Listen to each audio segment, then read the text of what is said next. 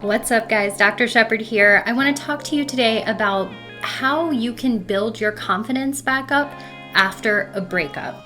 And interestingly enough, most of the stuff that I'm talking to you about is not really going to sound like confidence, but in the end, the result is going to be an improvement in your confidence. So stick with me. So there are 4 big things that I want you to do after a breakup in order to get some of your confidence back. And I'm going to be talking a lot about breakups in particular, but these are tips that you can really employ in any area of your life where you feel like your confidence has taken a hit, or maybe you're suffering from a loss that's been really difficult for you to get through. So if you're ready for these tips, please hit like, hit the subscribe button if you haven't already, and press the notifications bell so you know every time I post a new video, and let's get started. Okay, so step number 1 is to give yourself some time. I know you're probably watching this video because you feel like crap and you want to get your confidence back immediately and you want to feel better immediately, and I'm really sorry. I wish that I could do something that would help you be able to do that. But it just doesn't exist. And like I talk about in a lot of my other videos, resisting those strong negative feelings and those strong emotions are actually what causes them to persist longer than anything. Yes, you feel like crap, it's awful, it's really difficult, but know that this is going to pass and that you will eventually feel better. There's an analogy for grief that I heard on Twitter a couple years ago, and I actually really like it. And you may be saying, okay, well, what does grief have to do with a breakup? Well, a breakup is definitely a loss, and grief comes from any loss that you might be experiencing. So you may not think of it traditionally as grieving, but it's grief. You've suffered a loss and you're going through a grieving process. Another reason I tell you to be patient with yourself and give yourself some time, because grief does not pass overnight. So here's the analogy. Your grief is like having a box with a ball inside of it, and there's a pain button inside of that box. When the pain button gets hit, the pain can be excruciating. You can feel like you're not even going to survive this wave of pain. When you first enter the grieving process and when you're first faced with this loss, the ball that's inside the box is really big. So you can barely move the box around without the ball bumping into the pain button. As time goes on, the ball gets smaller and smaller, and eventually it has room to move around in the box without constantly hitting the pain button. Now, the pain button's still there. It's still going to evoke these excruciatingly painful feelings when it gets pressed, but it's getting pressed less often. And I think that's a really helpful way to think of grief when you start feeling better, you're starting to recover from the breakup or the loss that you've experienced, and all of a sudden you get hit by this wave of grief and you're like, oh my God, I thought I was doing better than this. That's actually normal. That's part of the healing process.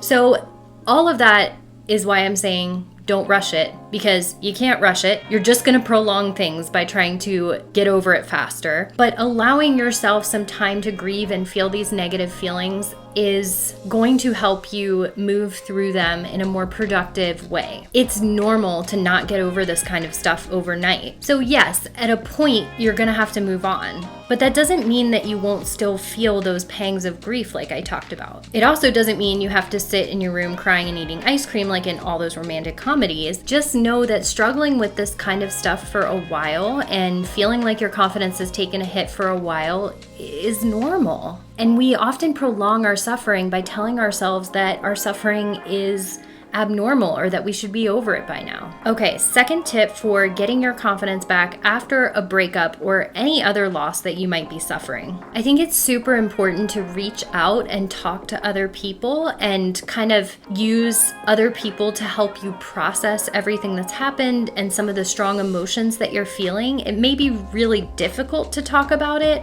but I think it can be really helpful if you are talking with the right people. So that might be family, friends. You're also not wrong if you want to get professional help to deal with some of this stuff. Like I said, this is not an easy thing to deal with, but we don't often go around telling people that we're really struggling after a breakup and we're seeing a therapist for it. So nobody knows that anybody else is doing that, and they think they just like tough it out and get over it. But trust me, therapists help people through breakups, and that's okay. Okay, and the caveat being, what I said earlier, which was talk with people who can help you process it, use it in a way that helps you process some of the emotions that you're feeling and some of the things you went through, but don't make it toxic. So oftentimes people will think that bashing their ex or gossiping about them, spreading rumors, making stuff up, like really being nasty is gonna help them get over the breakup and get their confidence back. So they're trying to like tear the other person down to build themselves back up. It usually doesn't work. Honestly, all you're doing is introducing more negativity into your life, and you cannot be a confident person who tears other people down. You just can't. We can talk more about this if you guys need to, but one of the surest signs that someone is not confident is that they tear other people down. And remember that this works both ways. Just like people who have low confidence tend to tear people down, people who tear people down tend to lower their confidence in doing so. This is gonna sound crazy, but you can even take it to the extreme if you wanted to. Not saying you have to, but you can say nice things about your ex. You can be a gracious, kind, and forgiving person. It almost releases you in a way and allows you to forgive them, forgive yourself for whatever mistakes you've made, and that really gives you a boost in your confidence. It's that feeling of like, dang, I could totally like burn this person, but I'm not. And I guess maybe I'm more mature than I thought.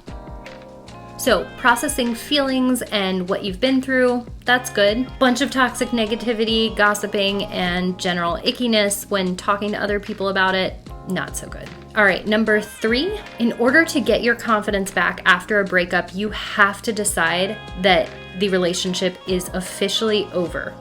You have to. So if you or your partner has decided that it is officially done and that you're ending the relationship, there is no point in holding on hope for reconciliation. You need to commit to the fact that you are done and you are going to move on. Otherwise, it's like hanging on to this dead weight that you're pulling around constantly. So I'm not saying here that people never get back together. Of course they do.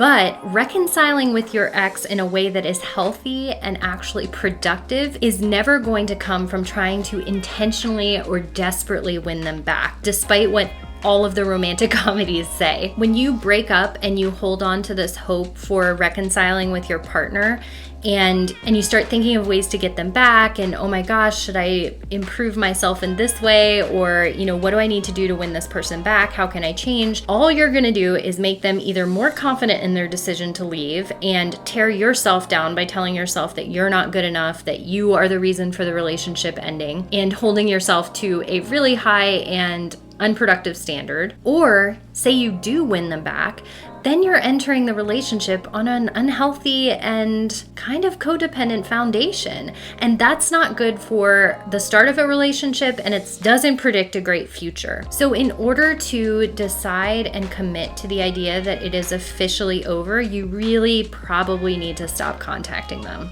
And by probably, I mean definitely. So yes, some people can stay friends after a breakup, but if you are watching this video, it probably wasn't the greatest breakup. You probably don't feel a desire to become friends because your confidence is taking a hit. So if you're really struggling after a breakup, I think it is really important to go no contact for most people. And I know this is not always possible, like if kids are in the picture, but even in that case, you can try and limit the amount of contact you have. I think probably the most important way that we can do this nowadays is by not stalking the person on social media.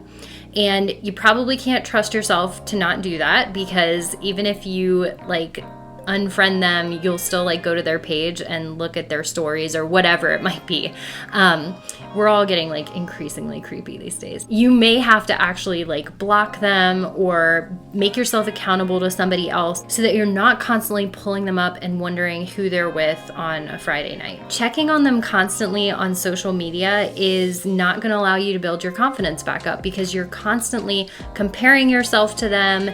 You're always going to be thinking that they're doing better than they probably actually are, and you're constantly going to be tearing yourself down every time you look at them. And if they do get another partner, you're going to be constantly comparing yourself to that person. Really, social media and other types of contact are really not going to do you any favors as far as your confidence.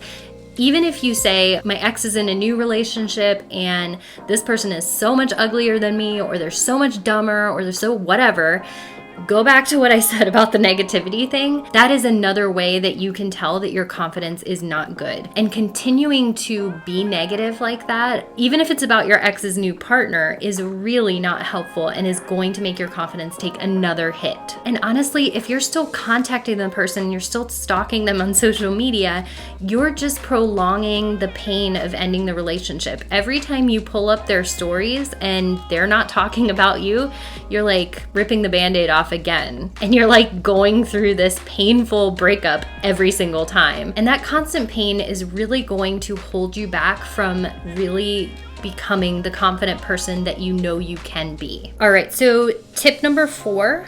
I want you to start prioritizing yourself. Whenever we are in a relationship with somebody else, you start to prioritize that other person. You start to make decisions based on what that other person likes. You start to even like what that other person likes. Like, have you seen those memes where like couples grow together and they like start to look alike after a while? Anyways, that's kind of weird, but it's true. Like, you really take on a lot of the traits of the other person, especially if it's been a long-term relationship. So you kind of have to think about dating yourself first after a breakup. Get to know yourself. Figure out what are the things that you liked. I mean, maybe you were into sushi, but your ex hated it, so you haven't eaten sushi in a while. Go eat all the sushi you can find and reconnect with the things that you really liked before the relationship started. You can also prioritize yourself by getting to know yourself better. The relationship, even though it's ended, has still taught you a lot about yourself. I wouldn't think of it as a total loss.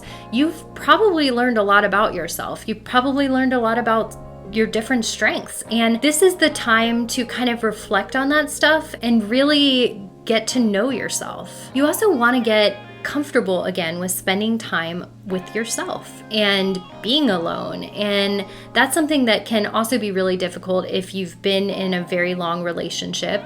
But start to find ways that you can be comfortable on your own. Like, find a cozy blanket, curl up on the couch, read a book, turn on the music that your ex used to hate, eat that sushi, and just kind of sink into the feeling of being by yourself again. I promise it's not as bad as you think it's going to be. You also want to prioritize taking care of yourself. So like exercising, eating healthy. If you've been neglecting your therapist, if you've been neglecting hanging out with your friends, start doing all that stuff again.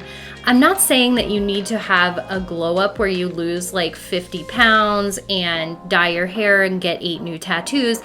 None of that. If you want to do it, whatever, go for it. But I think we put way too much pressure on ourselves to have this like magical glow up after a breakup, and not everybody has that, and that's okay. But you do need to take care of yourself and treat yourself like you're someone who's worthy of being treated well. You need to value yourself and prioritize yourself. This might sound silly, but you can even make a list of the things that you like about yourself, or use things like affirmations to remind yourself of how strong and smart and wonderful and all of those things that you are. And just remind yourself again that you will be okay. You will get through this.